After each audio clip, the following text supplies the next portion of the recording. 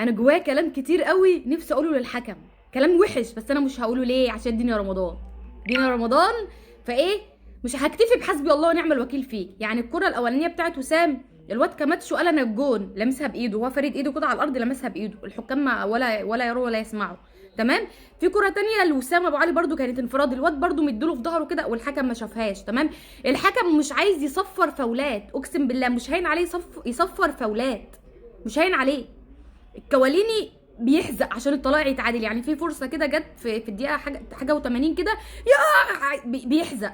ويقول لك اشرف بن داري واشرف شرقي واشرف بن شرقي، وعمال يعك في اللعيبه، والكره تبقى مع كريم الدبيس يقول لك امام عاشور وامام عاشور، مش عارفه ماله. الحمد لله. يعني ده مش الماتش اللي انا هلوم فيه على المدرب ابدا، لا يمكن الوم على المدرب النهارده. لو لومت على المدرب يبقى انا ما بفهمش حاجه. انا لو لومت على المدرب النهارده يبقى انا ما بفهمش حاجه. ليه؟ لان المدرب بقى لو من مهامه ان هو ينزل يفنش ويجيب جون، انا هلوم على المدرب.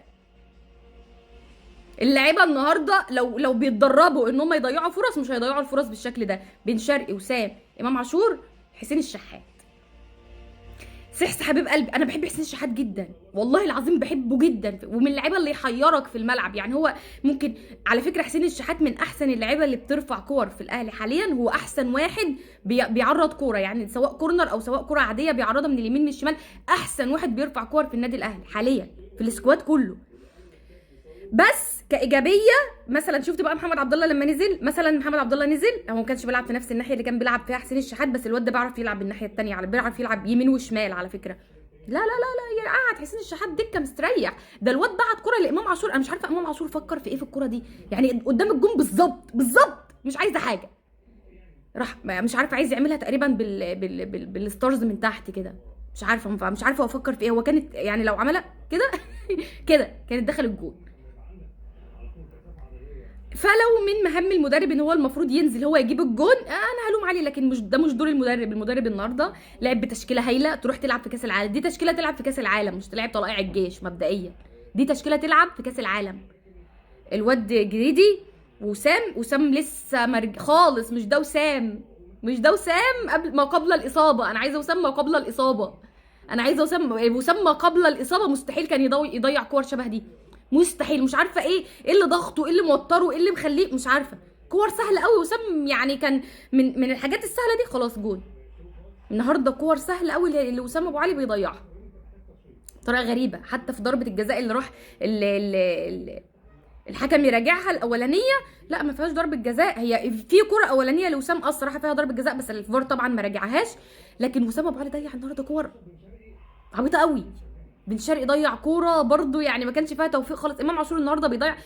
بس المدرب نزل بتشكيله حلوه، في خطط، في جمل متفقين عليها. اي نعم جبهه محمد هاني وحسين الشحات كانت معدمه. يعني انت مثلا تتفرج الواد الشيبي جايب الجون الثاني البيراميدز، الشيبي اللي هو الباك رايت، اما تتفرج على الشيبي وتتفرج على محمد هاني تلاقي يعني نفسك صعبت عليك ودمعت غصب عنك، تلاقيك دمعت غصب عنك. يعني زي ما قلت لك الماتش كان تقريبا ماتش الطلائع برضو، ولا مش عارفه كانوا بيلعبوا مين الماتش اللي فات، كان تقريبا كان طلائع الجيش برضو، ومحمد حمدي الباك برضو هو اللي جاب الجون الثاني. والنهارده الشيبي الباك رايت هو اللي بيجيب الجون الثاني. انا بكاتي فين؟ انا عايز حد يقول لي بس الواجبات اللي قلتها قبل كده، الواجبات البكاتيه ليه ما بيعملوهاش بجد؟ يعني حسين الشحات اللي بيعمل اللي المفروض محمد هاني يعمله، هو حسين الشحات اللي بيعمله. فلا هو ماتش حلو عموما. طبعا كابتن بسيوني ما شاء الله كان موقف كده متاريس في الدفاع حرفيا. زي ما قلت انا بلعب بتشكيله تخليني اطلع الماتش ده 4-5، وانت فعلا 4-5 الماتش ده. انت مش مضيع فرص، انت مضيع اجوان. دي مش فرص، دي جوان، مش محتاجه حاجه. لمسه بره، لمسه بره، لمسه ضيع امام عاشور ضيع. في توفيق طبعا من عند ربنا، مفيش توفيق الحمد لله. ربنا وفقنا في الماتش ده وقدرنا نكسب 2-0 الحمد لله. كرة الواد جريدي اللي شاطها وعدت من اللاعب، كان راح يحتضن الكرة، فالكرة قالت له ربنا ما انت حاضني، راحت معديه من تحت ايده وداخله جول. دنيا رمضان. وانا مش هنكد على جمهور الاهلي النهارده، هيفرحوا يعني هيفرحوا تمام. فعدت وجت جول، بس هي شوطه حلوه قوي، يعني شايطها كده حلوه قوي قوي. وطبعا عبد الله الولد الشقي، الولد الرائع، الولد اللي ما يختلفش عليه اتنين، نزل شقلب الماتش حرفيا، خلى في شكل هنا. بن شرقي طبعا كان رائع، بس يعني اما مش يعني في وجود الواد جريدي وسام وبن شرقي وحسين الشحات وامام عاشور، كنت حاسه ان في، يعني حاسه ان في حاجه ناقصه، مش احنا منتشرين قوي منتشرين زياده عن اللزوم، وفي هجوم كتير قوي، ففي ناس ضايعه، في ناس ضايعه، يعني جريشار ضايع، بن شرقي ضايع شويه، مش عارفه حسيته ده ولا لا. احنا هجوم كتير قوي، فكل اللاعب دول ضايعين في الملعب شويه. بس عموما الحمد لله الماتش زي ما قلت لكم حلو جدا، والله العظيم الماتش حلو جدا، يمكن من احلى الماتشات اللي انا اتفرجت فيها على النادي الاهلي بالذات. طبعا اللمسه الاخيره دي كانت حاجه تعصب جدا، والحكم كان يعني مش احسن حاجه النهارده، بس الحمد لله ربنا وفقنا وكسبنا 2-0. وبيراميدز برضو ولاد الذين كسبوا 2-1 برضو، كده فرق 3 نقط زي ما احنا خلاص خلصنا الدور ده.